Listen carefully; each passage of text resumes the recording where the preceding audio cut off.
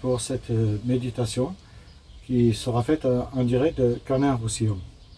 Donc je rappelle qu'on avait vu l'amour Eros la fois d'avant. Et si en français il n'y a qu'un mot pour dire j'aime, par contre dans le grec ancien, il exige 4 mots pour dépeindre l'amour et en exprimer ses nuances. Et donc je reviens aujourd'hui sur cet amour Eros.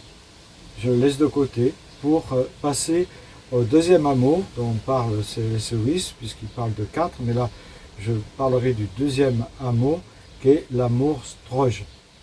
Ce second type d'amour, qui est l'amour storge, c'est lié à l'affection naturelle, mais une affection qui est indispensable pour tout être humain. Il fait souvent penser à une mère allaitant son enfant. C'est l'amour en fait familial, qui désigne souvent une affection naturelle entre personnes de même famille, que ce soit les frères, les sœurs, cousins, cousines, oncles, tantes, etc. Parce que des gens sont d'une même souche, ils ont cet amour storge.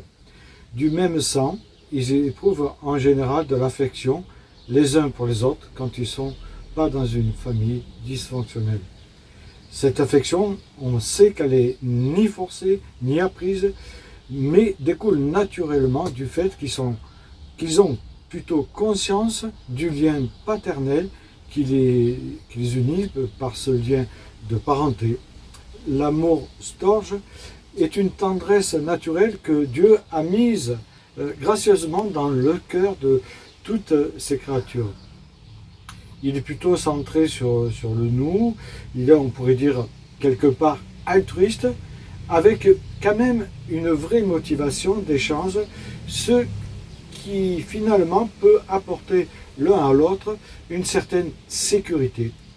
Il est lié, comme je l'ai dit tout à l'heure, à notre environnement et dans un sens plus large entre personnes de même appartenance.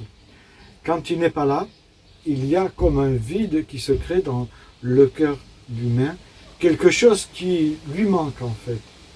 Et la majeure partie du bonheur de la vie de tous les jours que nous pouvons vivre est souvent liée à cet amour storge.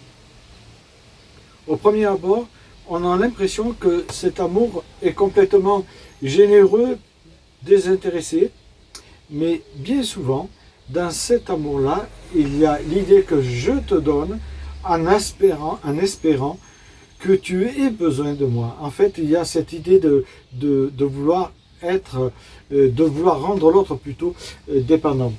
Si cet amour-là est exclusif, si c'est le seul que l'on développe, on risque de créer quelque chose qui va malheureusement asservir son prochain. Si c'est justement le seul qu'on développe, on oblige quelque part l'autre à toujours recevoir de notre part ce qui peut le rendre dépendant. C'est un peu l'image de la mère poule, super protectrice pour ses poussins, et on voit ce terme employé souvent dans le grec ancien, espérant la maman être toujours indispensable pour ses enfants. On retrouve ce mot 3 fois dans le Nouveau Testament, et 2 fois sur 3, il est à la forme négative, que ce soit dans Romains 10, 12 plutôt, et dans Romains 1, 31, et dans 2 Timothée 3, 3. Dans le passage de Romains 12, 9 à 10, où il est dit que l'amour fraternel vous lie d'une mutuelle affection, etc., le mot traduit par amour est en fait un mélange de 2 autres termes qui parlent de philo, dont nous aborderons la semaine prochaine, ce qui signifie amour fraternel, mais aussi amour storge.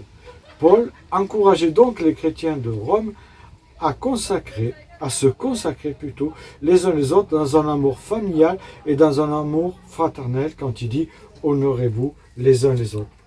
C.S. Lewis reconnaissait que si nos amours, on pourrait dire, ne sont pas